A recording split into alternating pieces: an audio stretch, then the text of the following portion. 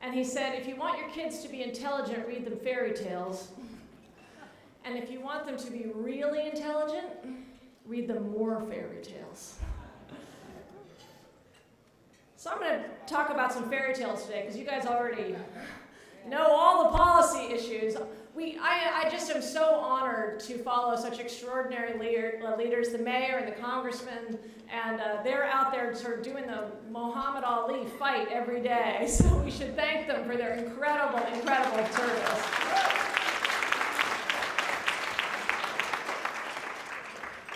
So when I just got out of college, my first job was as a special ed teacher's aide. And I was working with a kid who had been through about 5 foster homes, 20 hours a week on math and English and writing. 8-year-old kid, 3rd grade class, and a smart kid, but had real trouble sitting down, paying attention. When I met him, he said, you know, we sit in English class, and he'd say, I'm stupid, I don't have an imagination, you do really badly in math, get really sort of worked up. And every time in English class, you're supposed to write a story, and he would take out a pen and just scribble like this. Like, that's my story. I don't have an imagination.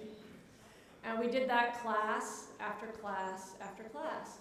And finally, I just started reading his stories out loud to him. You know, like, and there was a dragon, and the dragon traveled across the country, and he sort of got into it, so he'd scribble some more. And then a couple weeks later, I started scribbling. And I just said, can you read what I've written? And so he started reading out loud, and he read these stories about these 2 brothers. And he had a brother who'd been separated with in foster care and then come back together, his current home.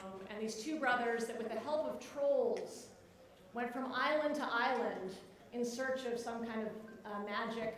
And it's like a magic, something unclear, but he was searching for magic. And I'd say, this is great stories. And he'd be like, I don't have an imagination. I'm not writing these stories, right? And then he started doing really well in math. I was like, what's going on? You know, he can suddenly do complicated things he couldn't do. And he said, well, I'm stupid. But what I do is the trolls live in my knuckles. And so when I go to math, I crack my knuckles. They're asleep. And they wake up, and they crawl up my hand and up my arm and into my ear, and they tell me the answers to the math problems. So there's a few different lessons in this. One is that kid would be nowhere in a classroom with high-stakes testing, underfunded resources, and no support.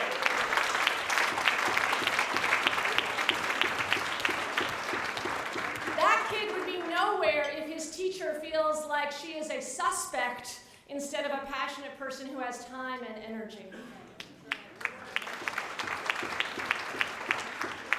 The second lesson is that if a kid tells you that he is stupid or doesn't have an imagination, you know that's not true, right? Like, every 8-year-old has an imagination. So where does that come from? You know that he has been told that by somebody over and over and over again. But when a state or a country tells you that it has no imagination, that it built the Erie Canal but can't even fund the most basic infrastructure, that it can't imagine actually funding our schools and can't imagine actually investing in new kinds of industry, new kinds of infrastructure, and new kinds of public life, well, you know that somebody has told us that too. They have told us we are stupid and have no imagination. And they're telling us that for a reason. And the third lesson is, you can't do math without a little poetry. So let's do a little math. Who is telling us this? Well, I want to give a big shout out to the hedge clippers. Are there any hedge clippers among us? There are some hedge funders in New York, and you understand how the hedge funders make their money, right? They take public pension funds, don't do a good job with them, aren't regulated, and make billions of dollars, right? So a handful of hedge funders are trying to take over New York policy and tell us we should have no imagination in terms of our public investments. And their math is simple. So the hedge clippers just did a report. 8 hedge fund managers have given $6 million in the last 10 years, and their return is good. They're getting back tens of millions of dollars for every $1 million they spend. Right? Dan Loeb, does anybody know who Dan Loeb is? Dan Loeb, you should know who he is, because you get angry at Andrew Cuomo. Remember that he's just a puppet working for some of these interests.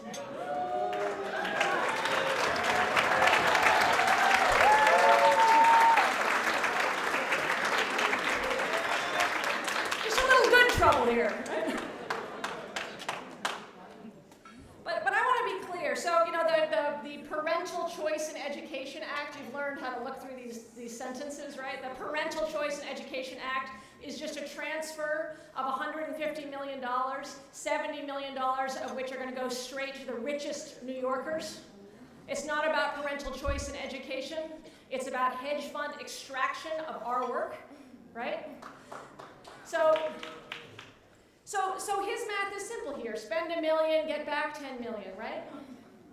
But I'm not just worried about Dan Loeb and these other hedge funders spending $1 million. I use him because he spent $1 million just to get voters in Peekskill to vote for a Republican instead of Democrat in the New York Senate. But I'm not just worried about the money. I'm not just worried that he is greedy. What I think is so concerning and disturbing is they do not just want our money, they want to govern us.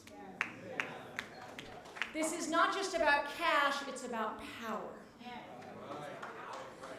They don't just want private jets, they want that, but they want to control policy. And if you talk to them, you will hear this incredible arrogance that they know better than the people. And when they're trying to control policy, they are actually taking us out at our heart, at the heart of democracy, right? So they don't just want the wealth you create, they want to steal your voice. So when hedge fund managers do it, there's a lot of debate, like, why are they spending so much money to take on public education? Why do they want to just charterize, privatize, testize our public schools? There's a whole bunch of different reasons for it, but one reason, I think, is they want to take out some of those powerful union forces in the state. Because they know if they don't have union forces, then they can just keep extracting even more money. So you may encounter from time to time people who have resistance to unions. They're like, I don't know, I hear all these terrible things. Let us speak very clear. Anti-union policies are anti-speech policies.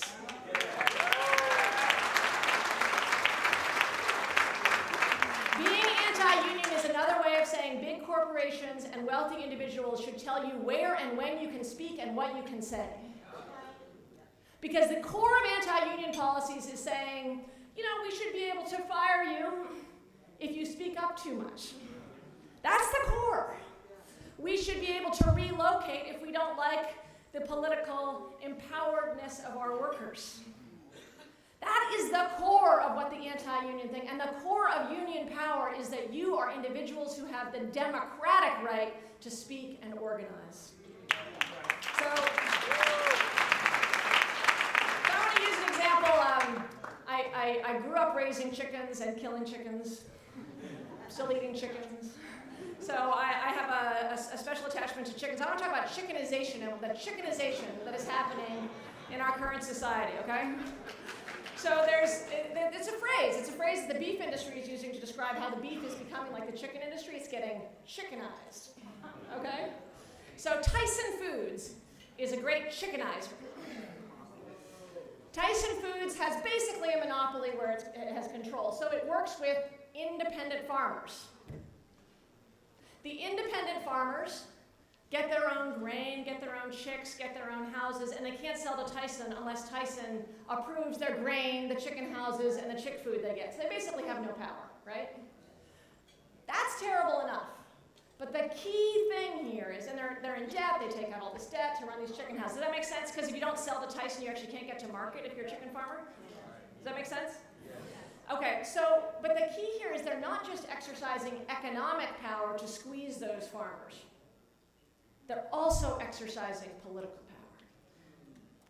Because when Tom Vilsack and Eric Holder held hearings around the country to say, we know that something's wrong in the chicken industry, nobody showed up.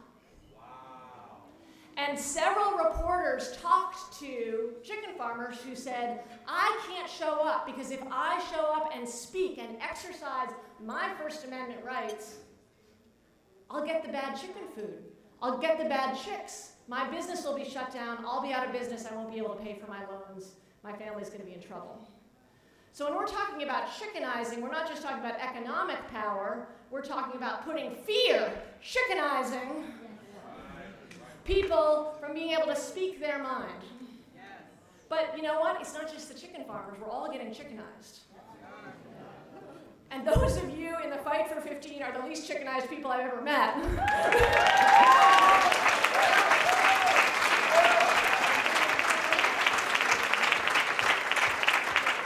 Because you know, unfortunately, that McDonald's wants to chickenize you so that you're scared of striking.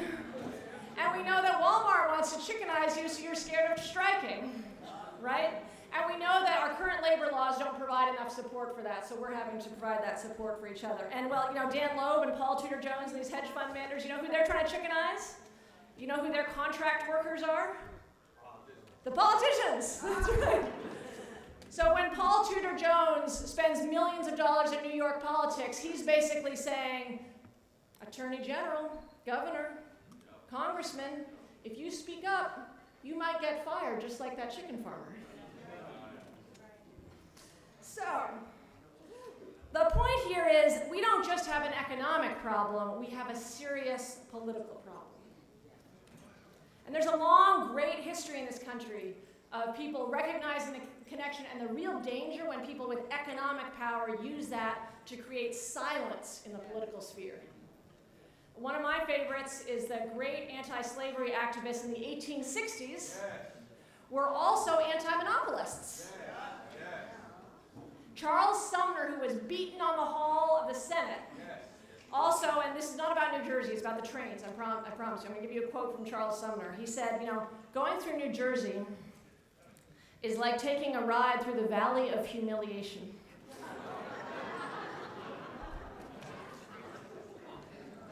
Wait, it's not about New Jersey. Through which all travelers north and south must pass, and the monopoly, the railroad, claims them all as subjects, saying, this country is mine and I am the prince and god of it. So the problem with the railroads wasn't just that they were racist, which they were, and wasn't just that they treated farmers badly, which they did. It's that they were actually trying to govern our society. And that is illegitimate power. And just as they understood in the 1860s the connection between illegitimate power based on race and illegitimate power based on economic power, we now see the connection between illegitimate power based on race and illegitimate power based on economic strength, right? So my problem is not with Dan Loeb, is not just that he wants to charterize and privatize and gut public education in this state. It's that he wants to sort of be the Duke of York of New York. He wants to, pass out his policies along with his $1 million checks and say, your Board of Education meetings don't matter. All your insights don't matter. You don't have an imagination. I am the smart king who dares tell you what to think. All right, so what do we do? I'm going to get back to fairy tales. When we fight, we win, right? Yes. So we can fight McDonald's and win. Yes. We can fight fossil fuel and win. Yes. Ban fracking in New York. Yes. Just a little shout out to why the TPP is so important. Thought bubble here. Under existing trade laws, a company is suing a province in Quebec for banning fracking. Under the TPP, we could well get sued here in New York for banning fracking because it gives power, it puts power in the wrong place. Okay, we can have all these fights, but let's get back to the most basic of fairy tales. You remember the Heracles' 12 labors? Do you remember this? The second labor, what was the second labor? What? Nope. Cleaning the Aegean stable is a good idea for Albany. That's we can go to Heracles sometime. The second labor is the Hydra. So the Hydra is a 9-headed monster. And let me get my science right. The breath of the Hydra was so poisonous it could kill a man just by inhalation. So the problem was that Heracles went to battle the Hydra, and every time he cut off one head, 2 heads would spring in its place, right? So we can battle our individual battles. And then he tried to figure out what to do, and he finally got his nephew to come, and while he was fighting the other 9 heads, he got his nephew to take a piece of fire and burn and cauterize the other head so it couldn't get oxygen to grow, okay? So we are in a Hydra moment. And we can fight Tyson and Monsanto and JP Morgan and McDonald's, and we have to be involved in every single one of those fights, cutting off the heads of the Hydra. But we're damn fools if we just spend all our energy cutting off the heads and not cutting off the oxygen at the same time.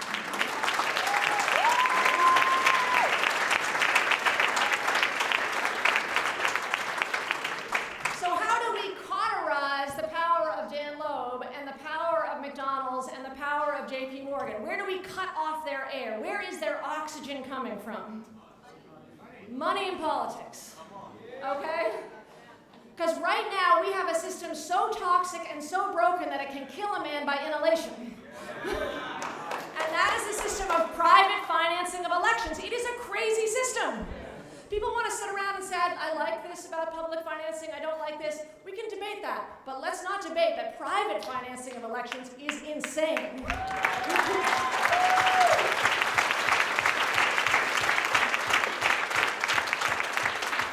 And it's sick because it takes the best part of American history, this right to free speech, and then turns it in on us and say we are just exercising our free speech rights by corrupting the very core of who we are.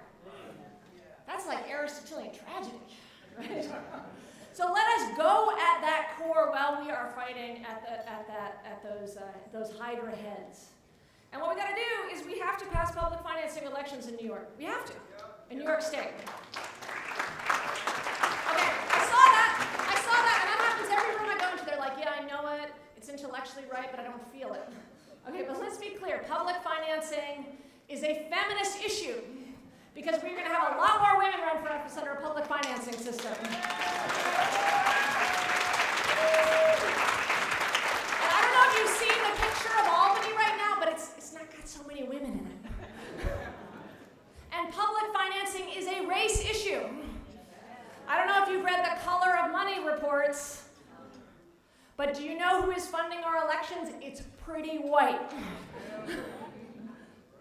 And we know from the places we have public financing system that far more people of color run, right?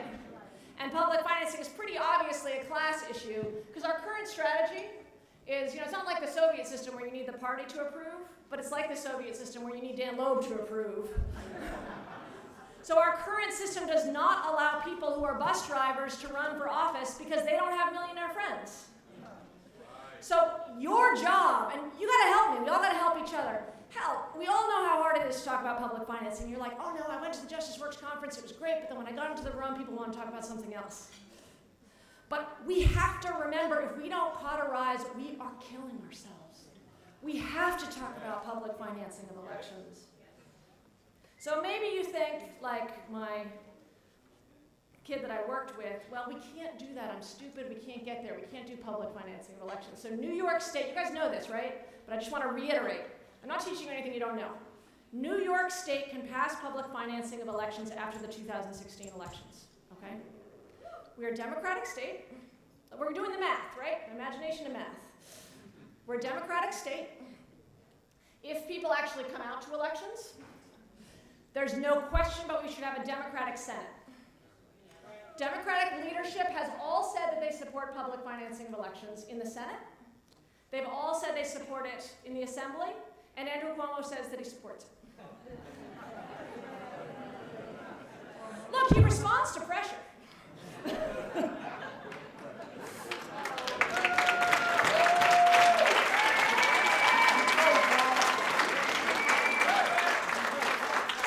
have two jobs. We have two jobs the next 2 years. And these are jobs that, yes, I know they're going to take you away from your incredibly important work stopping the infrastructure being built. This job is going to take you away from your incredibly important work in your contract fight, and I want to be there for your contract fight, right? We all have to be there for each other in all the heads of the Hydra. But we need to be cauterizing while we're killing. So in the next 2 years, we have two jobs. One is to win back to win a truly democratic New York Senate.